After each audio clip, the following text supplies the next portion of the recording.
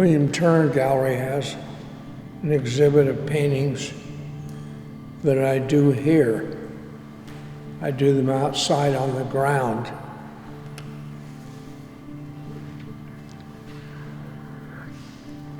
And I paint in different directions, different places, different colors, different ways of applying the paint. Sometimes I'm a little worm crawling around the surface with paint, leaving a track wherever I've been with the brush.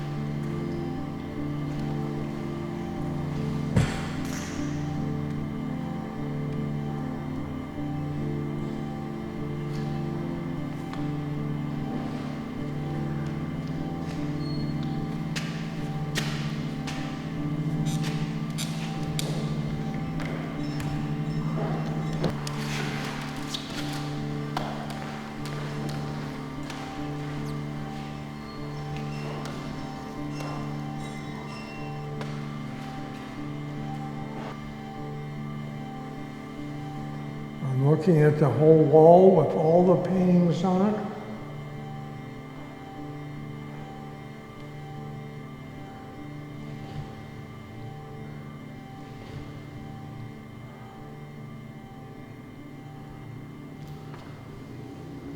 And I'm looking at the two black lines on that little gray spot in the top right-hand corner of that painting, where the red things are coming out the bottom.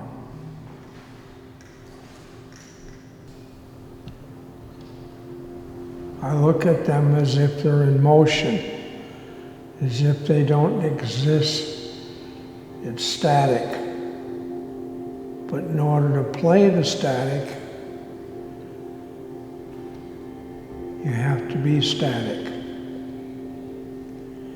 And then it has to go into motion, expand and contract the lens. Like this here, look how it looks. Looking through the lens and expanding the lens, then opening up the aperture so it sees the whole wall.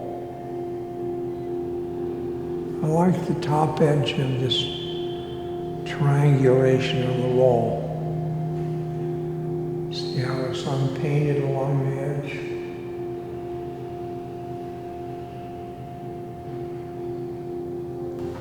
Because usually we put paintings vertical and horizontal and align them to a room.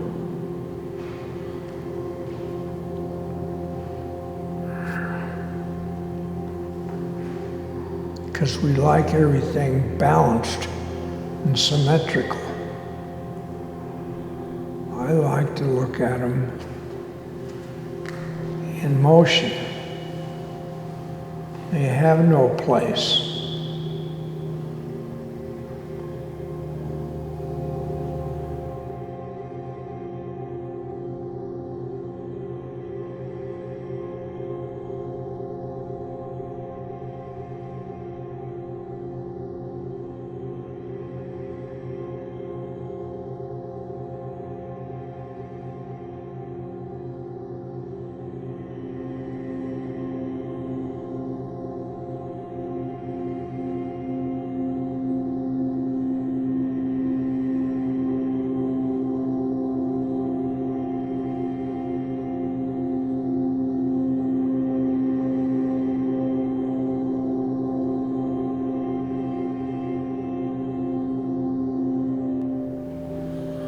I saw a Mondrian painting early that had all these little crackle lines on it.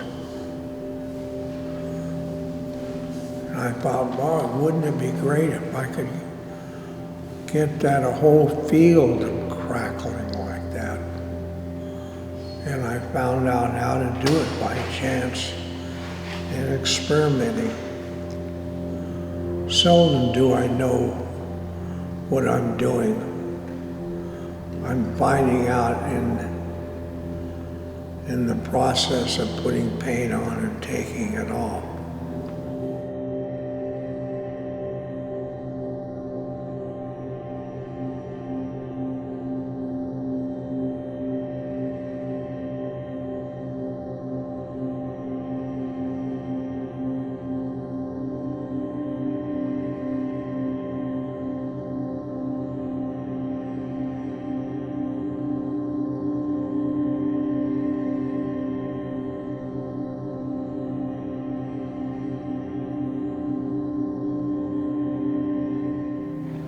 Painting is a kind of activity with paint on a surface, putting it on, taking it off, making little patterns that I can spray paint through, and it makes the regular shapes. Then if I move the pattern, we'll change those shapes again and again.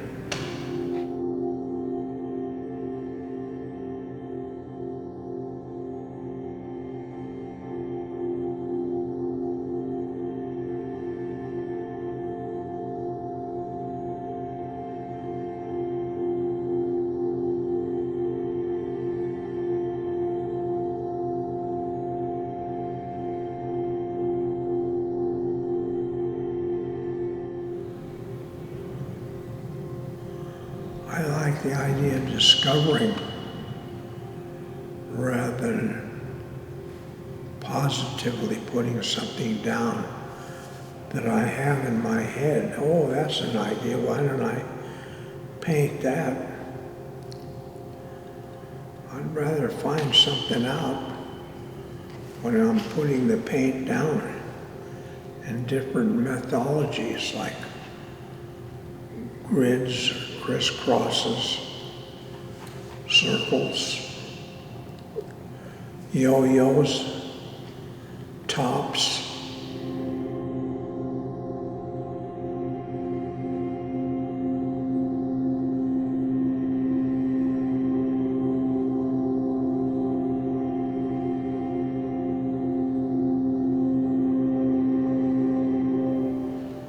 Remember when I was a little kid, I must have been a year and a half old, and my aunt didn't hear me in motion. She was my favorite person in my life, my Aunt Violet, who was a real character. And one day I was in this little breakfast room, that's where I slept. And my mother and my aunt were in the living room talking. They didn't hear anything from the room. So my aunt decided to come back and see the little room I was sleeping in. It was a little bassinet. And I was drawing all over the wall in baby shit, making these big serpentine shapes. And my aunt said, that kid's going to be an artist.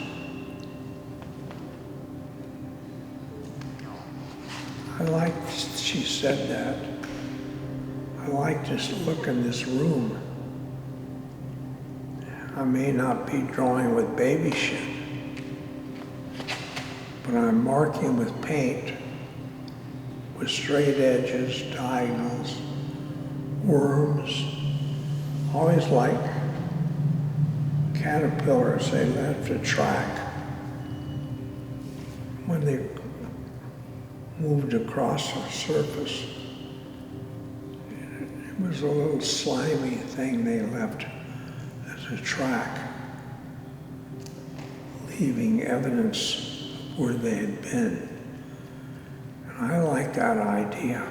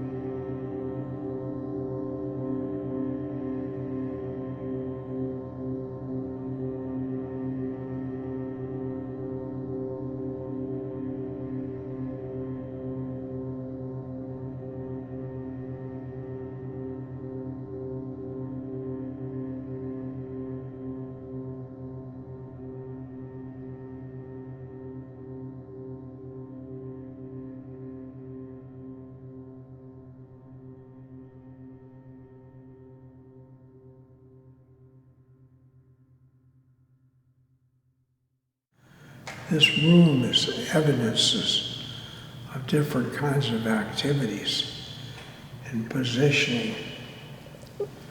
First, I made everything vertical and horizontal. And I like to see my necessity to make it even vertical and horizontal. I remember when I was young, I was an obsessive compulsive. And I remember playing baseball. I was out in the field. And if I touched a rock when I was running across, I had to go back and touch it with my other foot to make a symmetrical balance of it. And I remember some of my pals would say, "What are you doing out there, Moses?" And I was sort of embarrassed being caught in that position of having to align things, balance things, making them symmetrical. And if I didn't go back and straighten that rock, that something bad would happen to me. I'd break an arm or fall on my face. So the idea of compulsiveness is that if you do something, you protect yourself from getting injured. I was always injuring, and I was always trying to do the right thing so I wouldn't be injured. And I often did the wrong thing. And as time went on, I learned to play with the wrong thing. Say, oh, fuck it, let it happen. Whatever happens is gonna happen.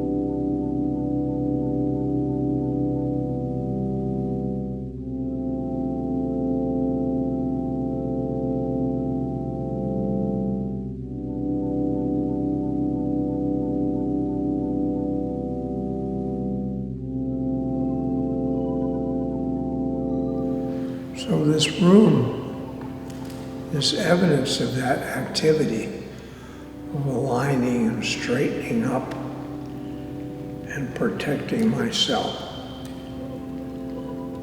or others. I wanted to protect others too, so they wouldn't be injured.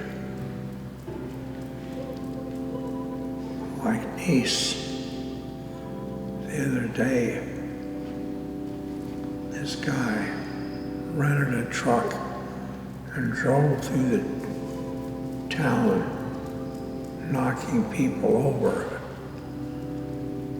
I said, I wonder if that could be me. I wonder if I could do that. How there's some necessity for alignment, for balance, for symmetry. What does this need to make everything symmetrical? But if you don't, something bad's going to happen to you or other people. As if you have some imbued magic that if you do a certain thing, certain consequences are going to follow. Out of a compulsive nature, one has to do with that. So I decided in this room to play with the positioning and locating everything. First I wanted them to be even, and then I decided they could be uneven. They could follow the walls and rotate themselves and challenge symmetry and balance and evenness, so nothing would happen bad to me or to others.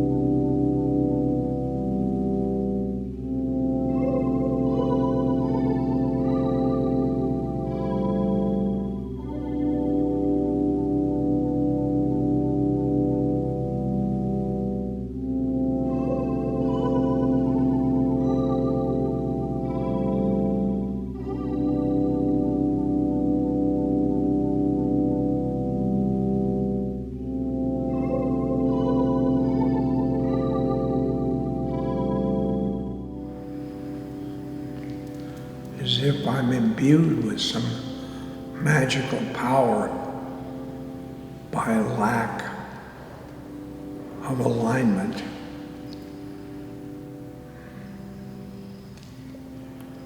That's it.